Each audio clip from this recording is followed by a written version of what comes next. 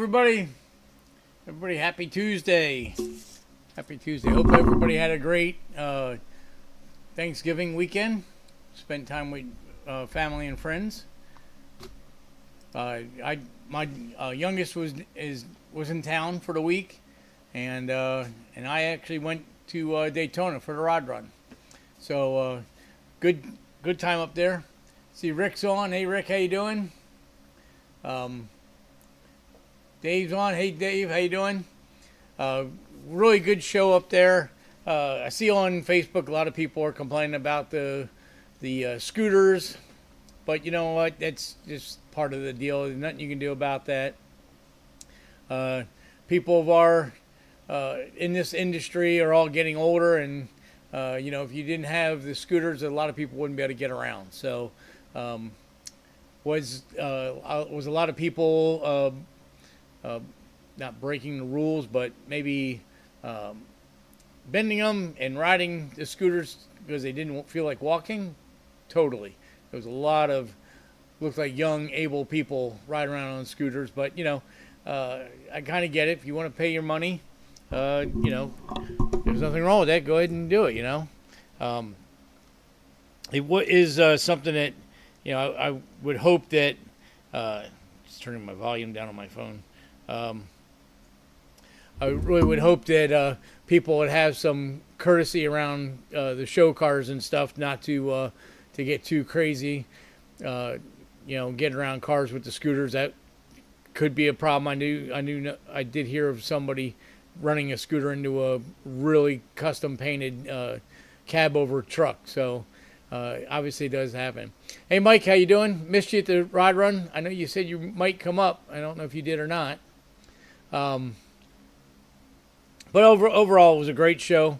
It's amazing at this show, because it's a Rod Run and everybody kind of parks wherever they want to and come and go and stuff like that, that I walked around a little bit on Friday, quite a bit on Saturday, and a little bit on Sunday. Of course, there wasn't as many cars there on Sunday. That I thought I'd seen all the cars, and then you go on Facebook and look at other people's photo albums, and you see tons of cars that you didn't even see. So it's always been that way at the Rod Run in Daytona, because they have the volume of cars is so large. And then you also have a lot of people that'll come for the weekend but not put their cars in the show. So you'll get all kinds of cars out in the parking lot and stuff, so it gets crazy. Mike says, I was there Saturday. I seen your car. I didn't catch you. Yeah, Saturday. I was probably going around trying to get some pictures for a video of the show. See Chuck's in. Hey Chuck, how you doing? So it's a hard balancing act. I want to hang around the car and talk to people about it, but then I also got to get out and get some pictures of of cars at the show, so I can have something to make a video on in the show and stuff, and for the channel. And so it's always a tough balance. Maybe one day I'll get to the point where I can have a videographer. Keep working on the wife. I keep trying to get her to train, but anyway. So that was a good part of the week. Wednesday I had to drive up, drop the Cup car off in the Living Legends auto racing display. We had the first garage area closest to turn 4, and we had, I think, 47 cars total in the show, in the display. So I had to have the car there Wednesday. So I went up there Wednesday, drove back home, had Thanksgiving with family, and then drove back up on Friday, and spent the weekend up there with Scott. He had his Vega up there, trying to sell his engine. It's crazy how many people will not read an ad. He had a big, huge poster board the size of his hood saying the engine was for sale, along with the transmission was also available, and the car is not for sale. And everybody that called him or talked to him about his engine We're trying to buy the car for $5,000. Yeah, I guess you would be very happy to buy a original paint 71 Vega that's completely good to go for $5,000. So it's very, very crazy how people's perceptions with all that goes. One of the cool things was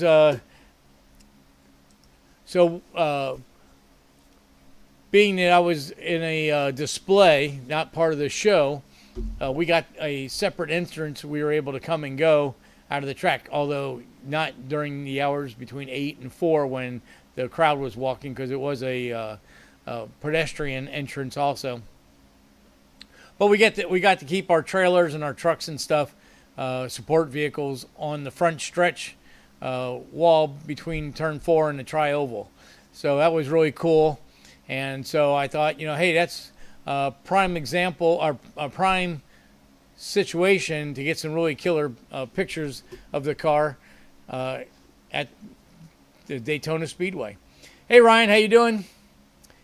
So here's some pictures I took of the car. This is the one I think came out the best, but with the Sunoco sign in the background, and of course the timing tower. World Center of Racing. So I took a bunch of them at different angles and stuff. Just trying to get some different perspectives. If the car sells, I won't be able to do this again, so I figured better take the opportunity to do it now. But I thought it would be pretty cool, something, a memento of the car. I went ahead and put some pictures up on Facebook, and I did get Jeff Bodine to send me a message. Whose car is that? And some information. I don't know. It's funny because if he looked in the messenger that he sent me, there's already a conversation that we've had in the past. So I don't know. It's kind of hokey the way he operates, but whatever. But yeah, so those are just some of the shots. I kind of just got a bunch of different angles. Didn't know what was going to be best. I kind of now wish I would have turned the car around and got the driver's side of the car, but I didn't want to be too obvious and get the security guards hounding me. So that's kind of what I did. So, but that was a lot of fun. Got a lot of people talking about the car. We fired them up during the show a couple times a day.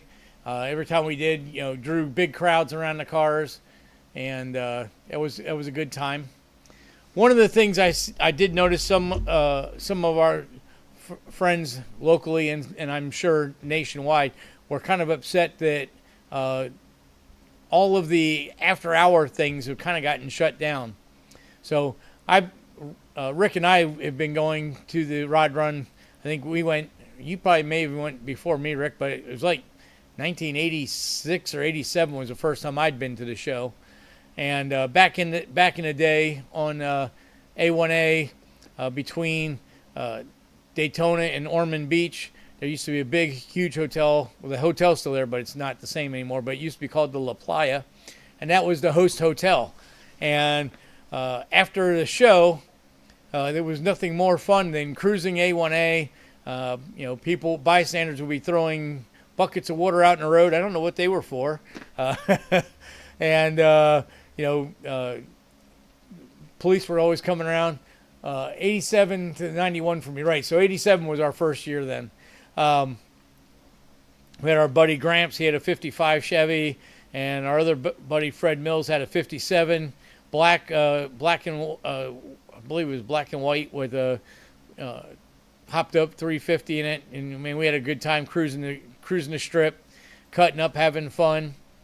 And then there was a shopping center, well, there still is a shopping center across the street from that mall, or from that hotel, and that was called the Bel Air Plaza. And, it'd be a big hangout after hours. Of course, as time went on, closer to like 91 when we had last time Rick and I were there together, the police were starting to cut down pretty hard on burnouts on the street and stuff like that. And back then, actually, the show wasn't even inside the Speedway. It was out actually in the parking lot outside of the Speedway. But the show over the years has grown so huge that now it's fills the entire infield. And a great show it is. I went basically like 87 to 91, and then I got back into going up around in the mid-late 90s when I was running the stock cars. We would do a display up there. And of course, the last few years I've been going up. Chuck and I went up for a spring meet back when I had the 50 Chevy running. That was probably 2017, 2018. So we've been going up there for a minute. And as the show's grown and the police coverage has gotten heavier, NASCAR has started a plaza across the street from the Speedway where they have hotels, and there's a Bass Pro Shop, and now there's a Costco and a bunch of restaurants and merchandise stores and stuff like that. And they had a big, huge parking lot. And so the last couple of years they had a night show there. It was pretty cool. But that now a Costco sits there, so that got shut down also.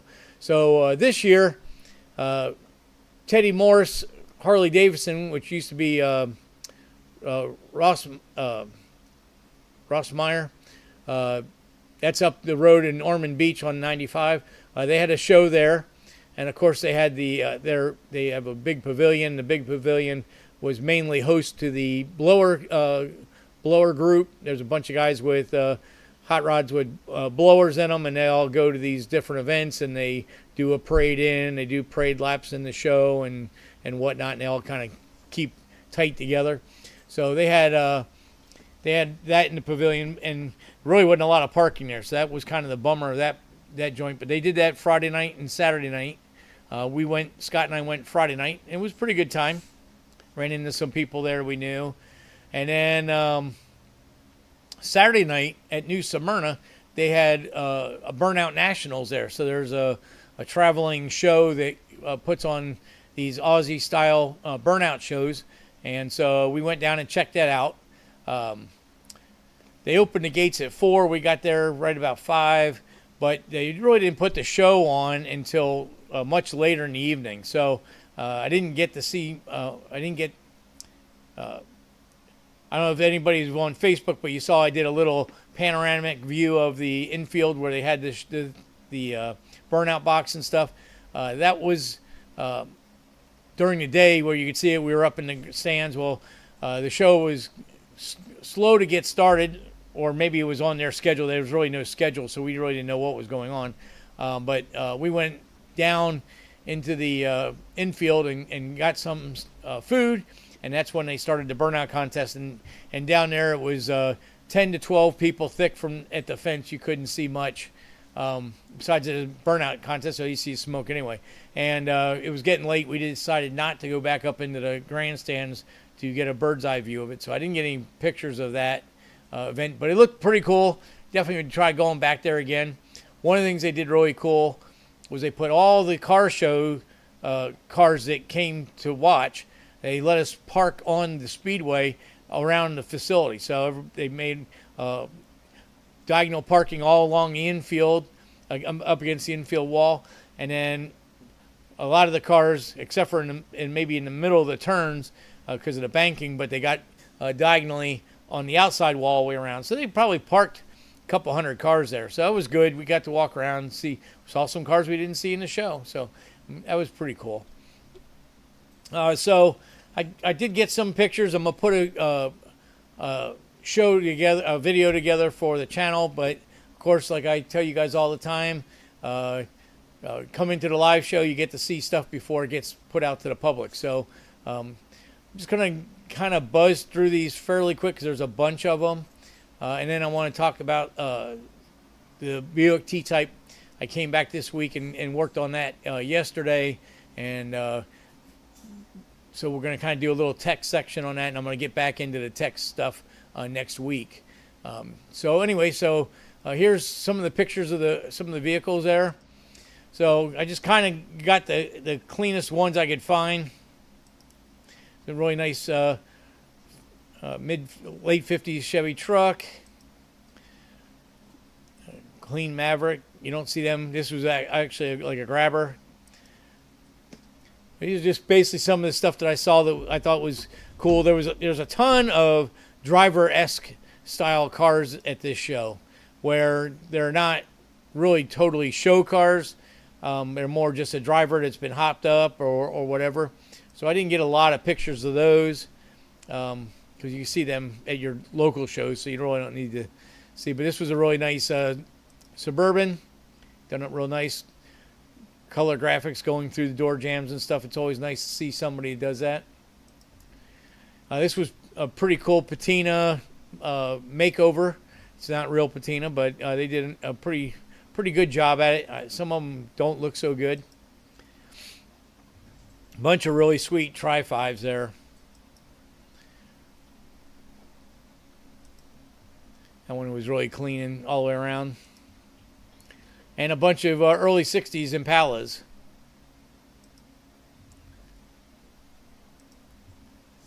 GTO. That's probably one of the last years they made the GTO before they came out with the Aussie style. Yeah, one actually had a 409 in it. It was actually quite a few early 60s with 409s in them. That's a Oldsmobile version of the slant back.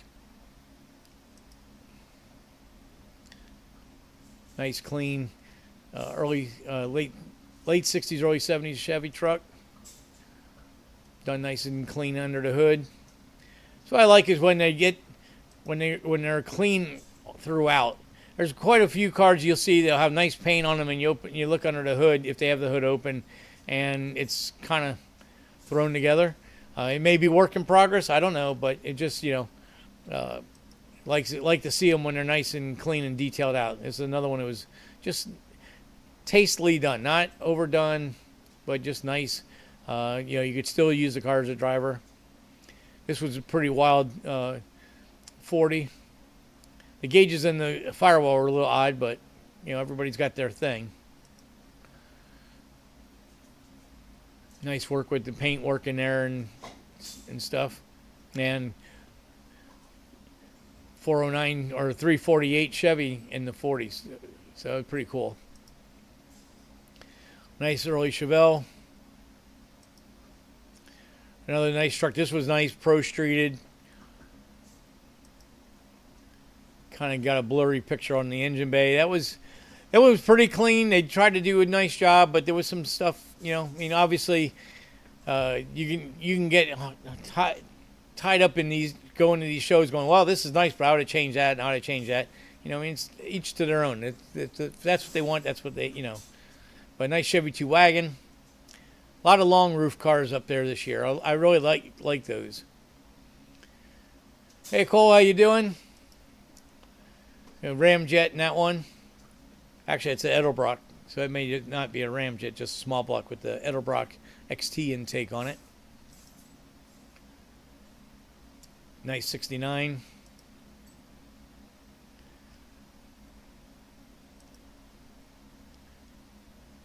But yeah, a bunch of these early 60s Chevys up there. There was tons and tons of them. This was nice and clean under the hood, tastefully done, I believe, with all the panels around the firewall and stuff. I remember the core support. Excuse me. This is one of the cars out of our area. 44 with a Lincoln Navigator engine in it. 4-valve 4.6. Tight fit. And this is another couple of these guys are from the Mayhem Club.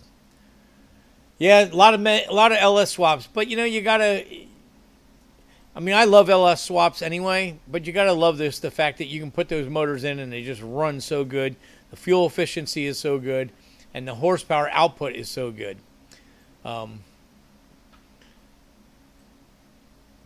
Hey, Hot Rod, how you doing? Oh, Ron. I can put my glasses on. Ron. So we're just going over some of the stuff from LS Fest. So this was a nice COE made into a 4-door.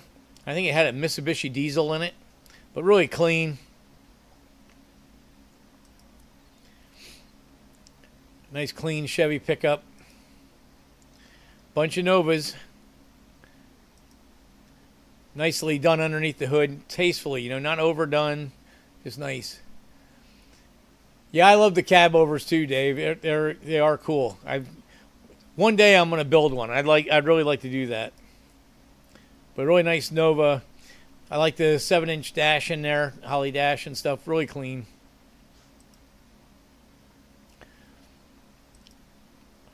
And then there was some oddballs that some old Oldsmobiles and Pontiacs from the mid 50s. I took the picture of this because it looks like somebody is repopping metal valve cover shields that replicate kind of like the early late 90s Corvette covers for the LS. But that was raw steel, so they hadn't been painted or anything yet. But looks like somebody's popping them out, which was a great idea. Kind of looks goofy when you put Corvette on them. Yeah, car hauler version. I thought if my Chevy had rotted out, that's what I would do is do a COE on that chassis. Mike says, I did see a lot of non-GM cars that were swapped to 348 and 409s. Can't remember what kind of cars. Yeah, there was a bunch of them there. And that's cool because Edelbrock's now making heads, and I believe BMP is making a block that you can use early GM parts and make it the 408, 409 rather. Nice 56, Pro Street 55. Nice and clean under the hood. Just nothing over, just nice, plain, clean. Hey Chris, how you doing? T-type, had to get a picture of that. Same color as the one I'm working on in the shop. Although this one's all stock under the hood, except for maybe a cold air intake, but still cool to see them. Another early 60s Impala, Bel Air. Another Pro Street blown big block. Actually, I'm sorry, it's a small block. One of the things I kind of, and I don't want to sound picky or anything, but I don't like when people put these blower motors on cars with 19-inch rims all the way around it. It's like you got a pro touring car with an old school drag race engine in it. It doesn't make sense. You're going in two different directions. I like a car that the whole design is a good flow together. That was a really clean square body. Another nice Chevelle.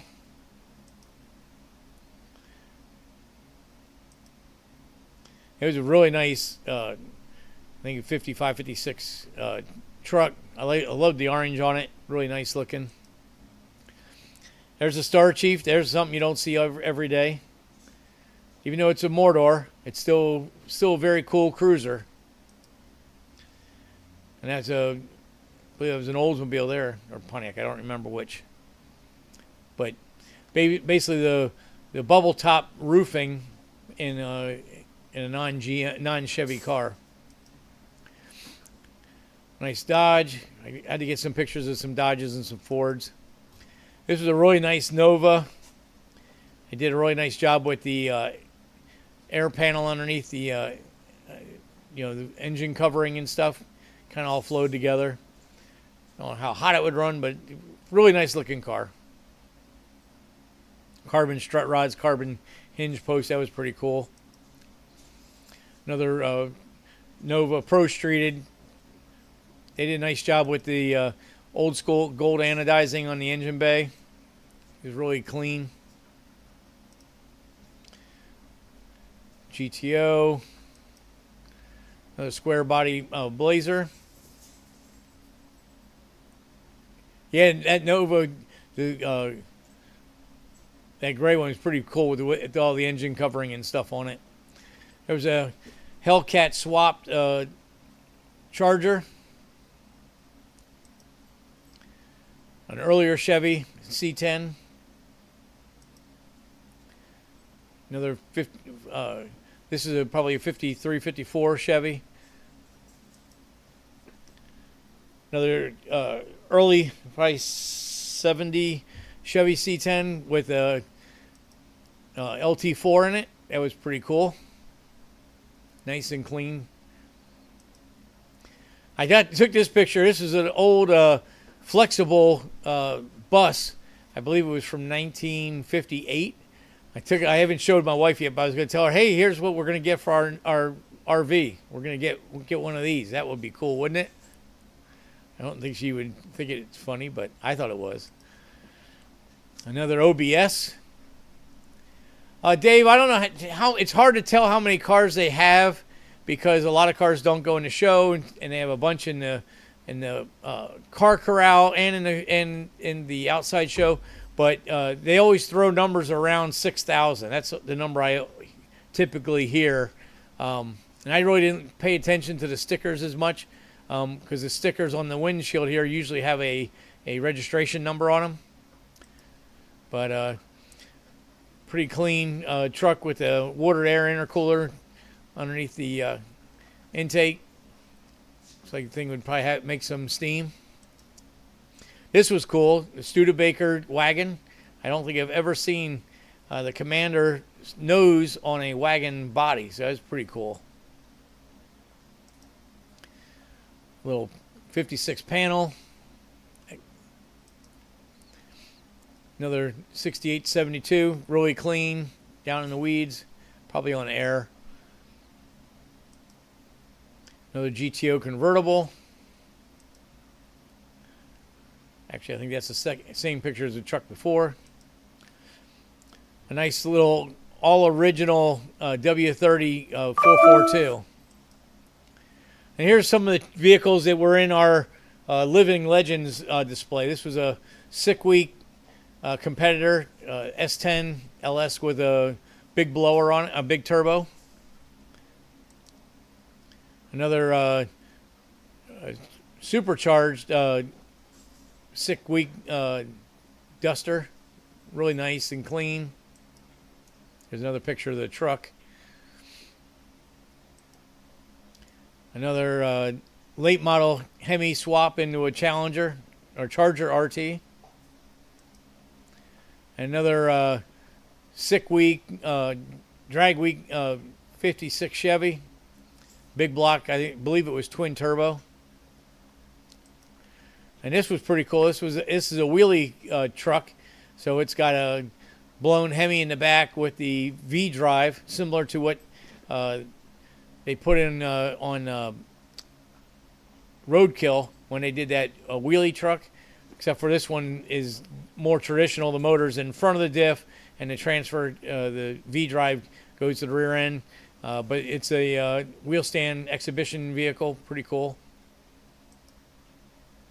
This was a pretty cool 62 Buick Skylark, and it actually has the Buick engine, although it is a 300, so it's the later version, but basically the same kind of deal as what Scott's street convertible Skylark is, which I'll be getting in the shop here this week.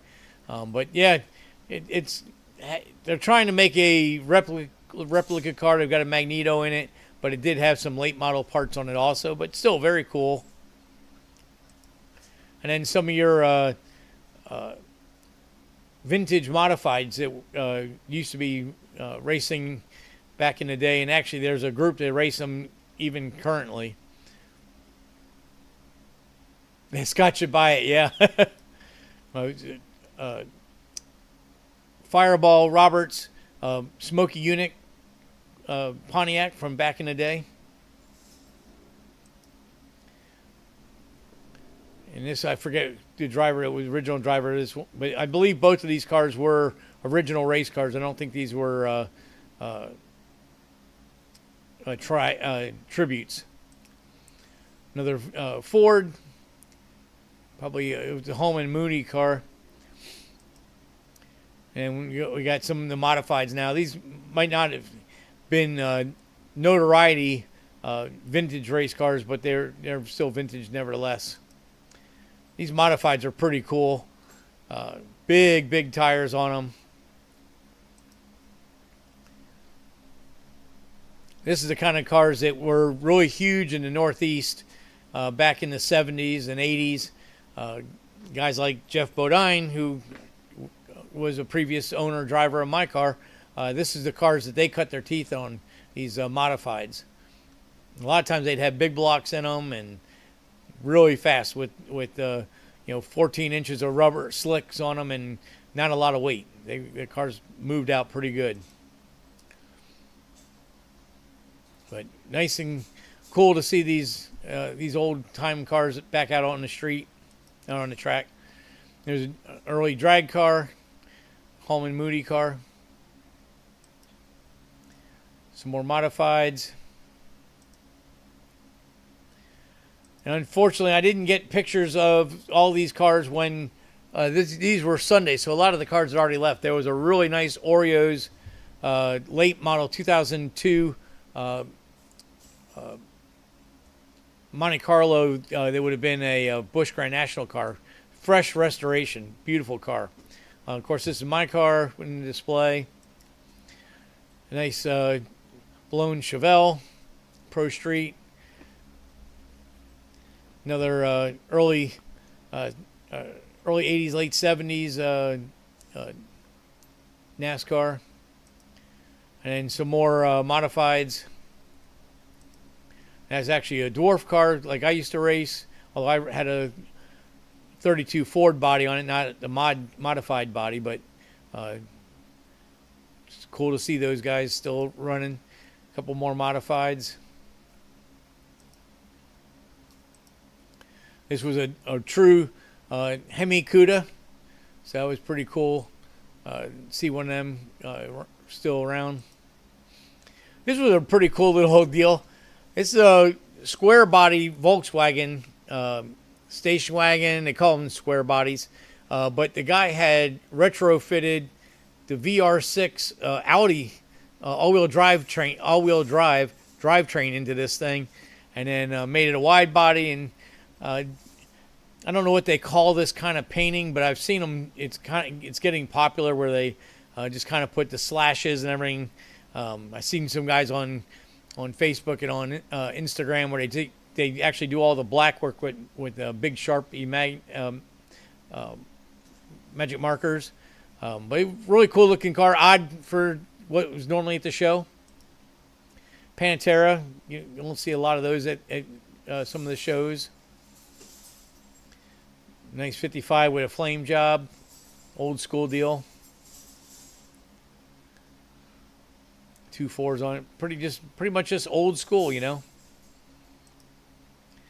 It was a pretty clean drag radial Nova.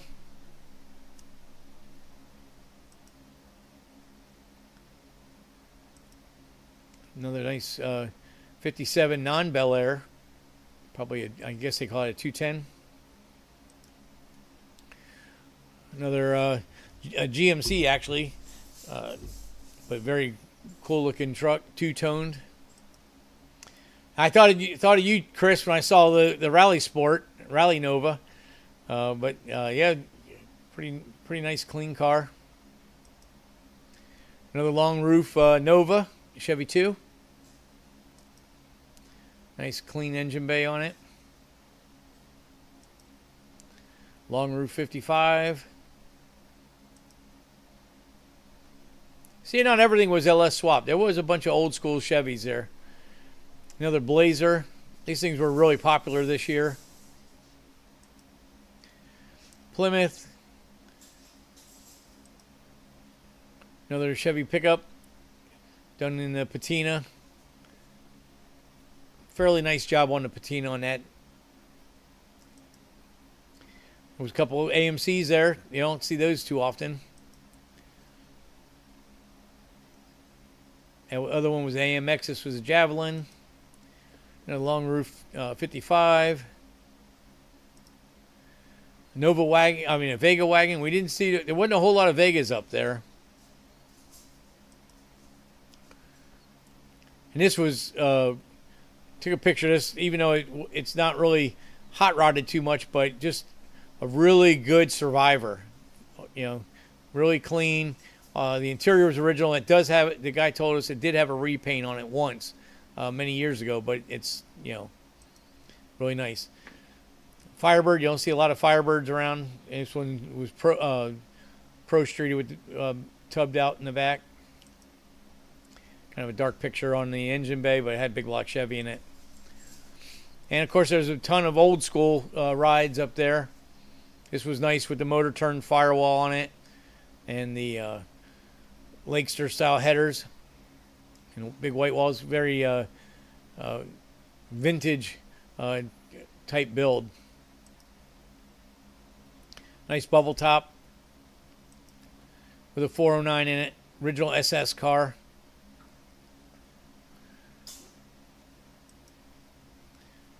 '65 Malibu. I always had a soft spot for the 65, 64 since that was my first vehicle that was street legal. I've had many vehicles before that as growing up as a kid, but my first street legal car that I drove to high school was a 64 Malibu SS. This was a 65. Pretty clean. Some more early C10s.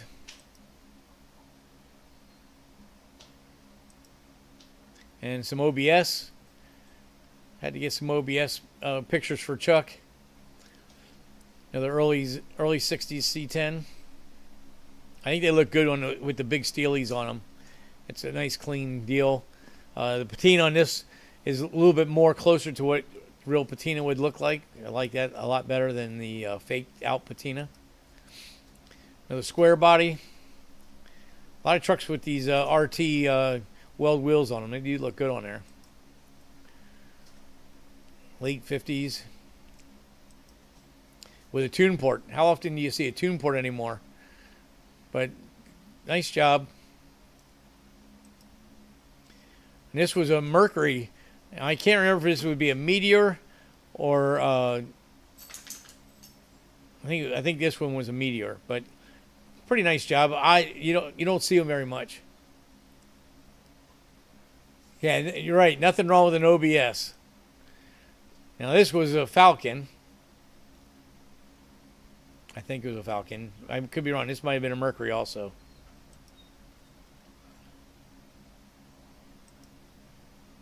Now here's what I was thinking about as the Mercury. This was a Cyclone. Nice, tasteful. They made the hood open opposite. They painted the bumpers, Euroed the bumpers, but it had a nice Cobra Jet motor in it. That was pretty cool. Nicely modified interior. Nothing over the top, just nice and clean. An old Kaiser. That one did have the Ramjet in it. Ford panel, you don't see a bunch of those. Nice job with the faux wood paneling on it. There's a nice 55-56 Pontiac Star Chief. They did a nice job, even though it was LS swap. They put a nice cover on it and put the Star Chief emblems on it. It looks better than when it says Corvette. And a 55 wagon from the Cruise and the Coast, and they also did some Power Tour stuff. So that was pretty much the pictures that I got from the show. There was tons and tons of cars there, thousands of them actually. Don't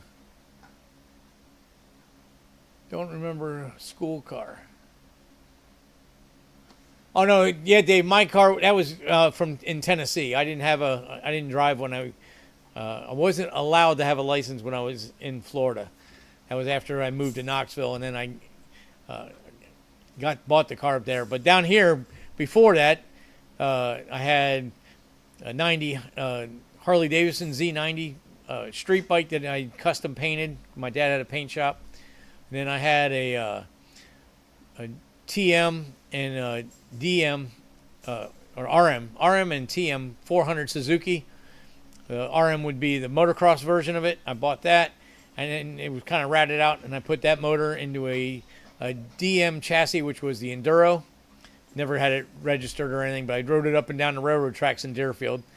Then I had a 60 Apache Chevy pickup, and then I traded that for a 68 Camaro, and then I had a KZ900 Kawasaki.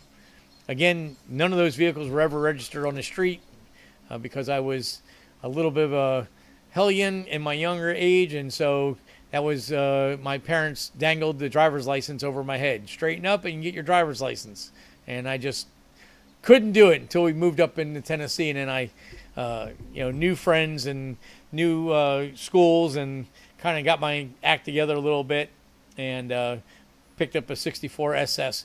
Being my dad was in the paint and body business, he usually worked at shops that had towing services, so a lot of that stuff was confiscated tow-ins or from accidents and stuff like that, or people would just tow aways and never come and collect. So then we would buy them, and I'd clean them up and get them running and stuff like that. But yeah, so that was my first thing. One day I'll have to scan a bunch of pictures from my photo albums and get that stuff out. Mike says, I also seen a early Chevy truck with an LT1, an OptiSpark LT1. Yeah, I did see some of those. There is a few of them out there still. I don't know why. I guess, the engines are cheap. Get you into a fuel-injected engine fairly inexpensive, but it was a good show overall. A lot of walking. I think Friday my watch died halfway through the day, so I didn't get to see my total steps. But Saturday had a full charge on it, and we got up into, I think I got to 18,000 steps on Saturday. So that was a pretty full day. Yeah, Dave says high school. Yeah, high school.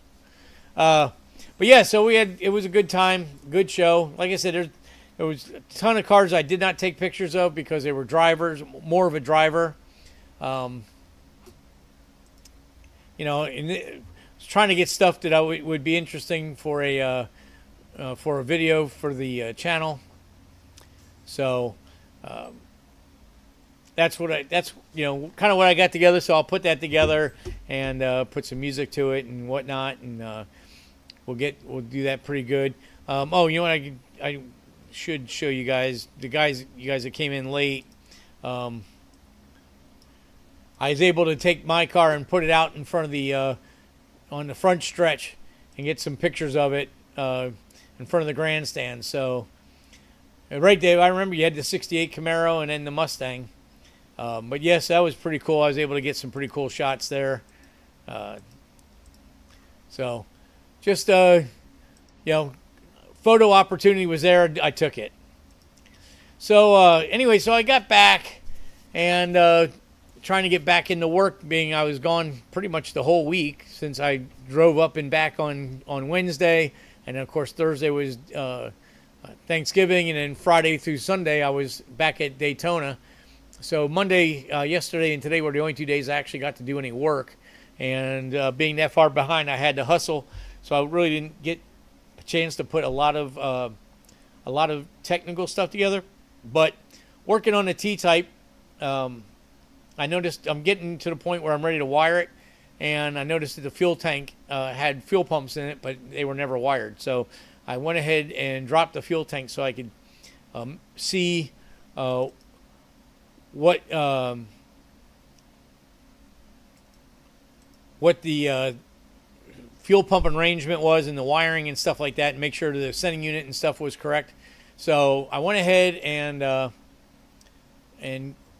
dropped the gas tank, and here's what I found. So here's AN fittings, and if you look between the sleeve and the fitting, there's big gaps in here. That is a huge, huge no-no. Let me switch here. And the reason being is the way an AN fitting is, and for you guys that don't know, AN means Army Navy. That's where these fittings originally came from. They came from aircraft from World War II, and then when all the service guys came back and started building their hot rods, well, what did they do? They went and bought surplus Army Navy aircraft fittings and plumbed their hot rods. So these are the two basic styles of fittings you get in AN. This is a compression style, and this is what they call, or I call, a cutter style. So you have a sleeve that screws on here, and this sleeve is basically the length of this threaded end here. And the way they work is you push your hose in, and this sleeve has teeth, rings built into it. So you put your hose in there, and then on this style, this sleeve here is the this OD is the ID of your hose, and as you tighten this thread into the nut, this cutter here ends up cutting into the rubber. Now you can't see it in this picture, but there's a gap between this inner sleeve and this cutting piece, so it actually embeds the rubber into that sleeve and then into the outside, and the braid gets locked into this nut as this tightens down. This is a compression style. This one, the inner sleeve is actually a little longer than this fitting. But same thing, it's got knurling inside, ribs inside the nut. And as you screw this fitting on, it forces the hose to swell up this embankment into the threads. The threads actually go into the hose, and that's what locks the hose into the fitting. Either one of these, the cutter style is usually a little higher PSI. This is usually rated up into the 2,000 and 3,000 PSI, although most hoses aren't rated that high, but the fitting connection is. And your compression ones are still good for like 500 PSI. Obviously, you want your hose all the way into the sleeve, and then you're fitting completely encased into that piece so that the hose can have its proper compression, so it can pressure test properly. Now, of course, if you're running vacuum lines or something like that, I mean, I guess it's not important to do it right, but I mean, why would you not want to do something correctly? The other thing I wanted to show, and we're going to get more in depth in this next week with AN stuff, but here's a tool that I use. This isn't mine, but this is the style cutting tool that I use. And the nice thing about these is when you cut the hose, it's a clean cut. There's no abrasion. A lot of people will cut hose with a cutoff wheel or a smooth wheel in a chop saw. It cuts it fine, but the problem with that, two things. First, you have a spinning wheel, so you can fray the outside of the hose, the braiding on the outside of the hose, and make it really hard to get into the sleeve. And the other thing is, it puts a lot of debris in the hose. So if you don't flush the hoses you'll end up getting debris in your injectors and your carburetor or power steering, whatever you're doing. And the reality is you really need to clean the hose before you assemble the fittings. A lot of people will put the fittings together and then flush the hoses afterwards, but the problem is you've got this compression type fitting inside there that debris can still get trapped. So you don't want to do that. So if you're going to make AN hoses, you can get these things. I mean, I don't know how good the ones are on Amazon, but you can get them for like $50. I've got a Greenlee, a cable cutter. It's probably about $250, but the thing will last forever. In fact, I got mine used at a swap meet, and then I took a file and resharpened it, and it's been cutting great. I've had it for probably 12, 13 years now. And it will cut stainless braid or the Nomex braid, no problem at all, clean cut, and no problems. The other thing you don't want to do is you don't want to put tape. So what happens a lot, if you guys are using a cutoff wheel, a lot of guys will put electrical tape or duct tape around the hose and then cut it, and that keep it from fraying. The problem is now you have to get that hose into a fitting, into a sleeve. So if you take the tape off, the end explodes, and now you still can't get it in. So what a lot of guys will do, and the guy that did the The Skylark, or the T-type, is exactly what he did, is he left the electrical tape in. And see if I got a picture. I guess I do not. But you don't want to do that, because inside this sleeve here are ribs. And so if you have tape in there, especially electrical tape or duct tape, either one, it's got glue, and the glue can be slimy. It'll actually work like a bearing. So as you're assembling your hose, it can be pushing your hose out of this sleeve and not getting the entire compression that's required to make the hose proper. So you just, the proper tools is the proper way to go with it. Go here. So here's the fittings after I was done. I went ahead and dug the electrical tape out, made sure the hoses were all the way in, and then went ahead and reassembled. Because these are going to be fuel injection hoses, so they will see roughly 50 psi at idle, and if the motor makes 20 pounds of boost, it's boost signal regulator. The fuel pressure would be about 70 psi. So the last thing you want is a fuel leak with fuel at 70 psi. So there was the fittings before, and there's the fittings afterwards, finished correctly. Good thing I did it, got the pictures, because the wiring wasn't completed. So now I was able to figure out which was fuel pump 1 and 2. There's another hose that wasn't completed. There's the gas tank. They did some heavy modifications to it, but it seems like it was okay. And then I went ahead and put a WeatherPack 280 fitting connector on the wiring.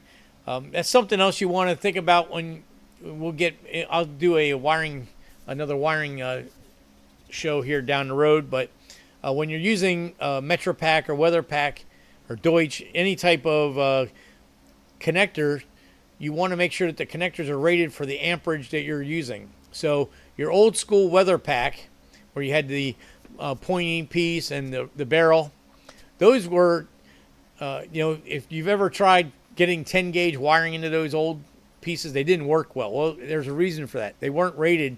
They were only rated for like 10 amps. So yes, you could run higher amperage through them, but that's not what they were rated for. So with the and then the MetroPack, you got your 150s, which again is basically a replacement of your early WeatherPack, just better, smaller area, smaller real estate connectors. But again, they're only about 10 to 12 amps. And then you can go into your 280s. The 280s, like I used on the fuel tank on this, they're closer to 20 amps. And then you can go into the 680, which is, they're good for like 40 or 50 amp. And they're still a WeatherPack style fitting, or now Delphi or Aptiva, who is now, I guess, who owns the company that makes all those fittings, connectors. So anyway, so you just gotta always bear that in mind when you're using WeatherPack connectors or any type of waterproof connectors for wiring. You want to use the right style,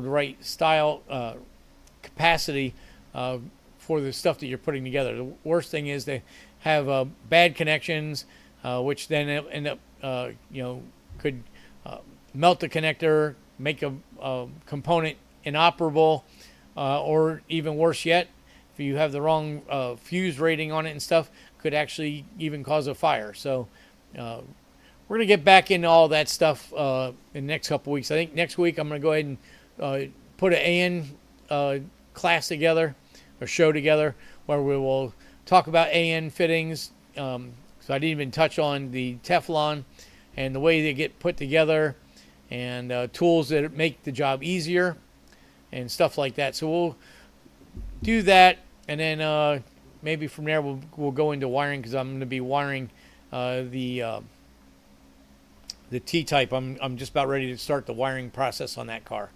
So pretty much that's what we had for the show tonight. I didn't have a lot, being I was out of town most of the week. It's almost 8 o'clock. So probably leave you with that stuff. Hope you enjoyed the pictures I had from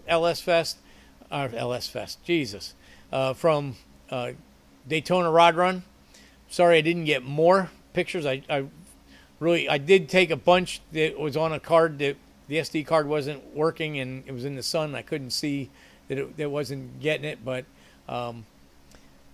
good show. If you guys are in this southeast portion of the United States, it's a show to come to. Huge flea market.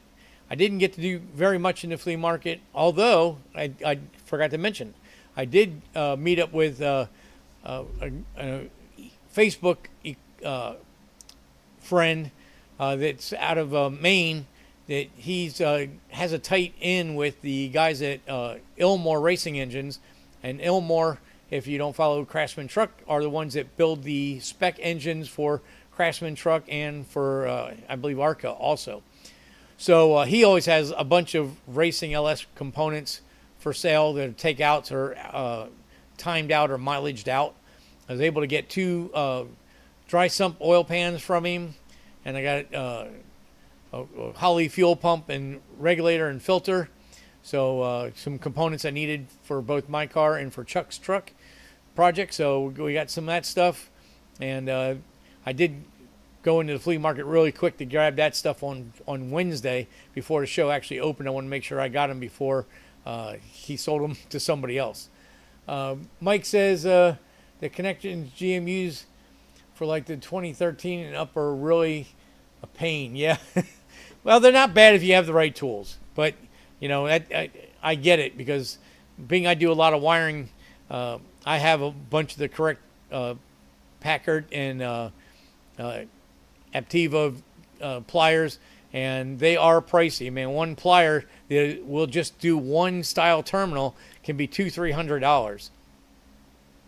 I never really thought about it because I bought them over time, but I was talking to a racing friend, and he came over to the shop, and I was fixing some pieces for him, and he saw my wiring bag with all my tools in it, and of course I was digging through it to get the right connector crimp, and he's like, holy cow, you know, you got like $3,000-4,000 worth of pliers in that bag, and you don't think about it, but he's right. I mean, but that's what makes it easy. You get the right pin tools and the right crimping tools, and it makes the job very, very easy. So with that said, if you're going to do a wiring job and you want to do use the connectors to really make the job look clean, try to figure out like the 150 series is good for 80%, 90%. I mean, you can do all your computer wiring, a lot of component wiring. You just can't do like your water pump and your fans and stuff like that. But there are some tool kits, and I'll show those in a little bit, that have an assortment that you can kind of get through a lot of the stuff that you need to do. So that'll be coming up in a couple episodes. Dave said steering wheel. Yeah, I didn't really get a chance to look around too much for steering wheel. I seen some of the spoked wheels, but with the black grip on the outside. I didn't even ask how much they were because they weren't the wood grain like you were talking about. But yeah, next year I definitely want to go through and do a lot more of the flea market. Hopefully the cup car will be in somebody else's possession, so I won't have a car to go babysit, and I can do more of the flea market. That's what I used to usually do, is I would go Saturday, start at 8 a.m., and I would walk the flea market, break for lunch, and finish off, and it would be a full day just getting through the flea market. So again, really good show. If you haven't been, you need to make plans to go. There's a spring show and the turkey show. The spring show is a fifth or a fourth quarter of the Turkey Rod Run show. The summer show is only 2 days, 3 days, Friday, Saturday, Sunday. Sunday's usually pretty empty. A lot of people from out of town will leave Saturday night so they can travel on Sunday. But it's still a good show. There'll still be 1,800 cars there. And there's a smaller but yet still good flea market. And then, of course, the Thanksgiving weekend is the big show because that show is Thursday, Friday, Saturday, Sunday. So, and you can get in as a vendor on Wednesday. So it's a big event. Excuse me.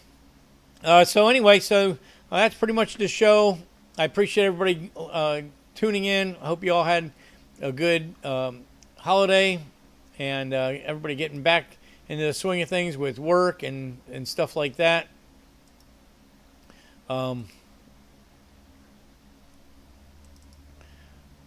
Just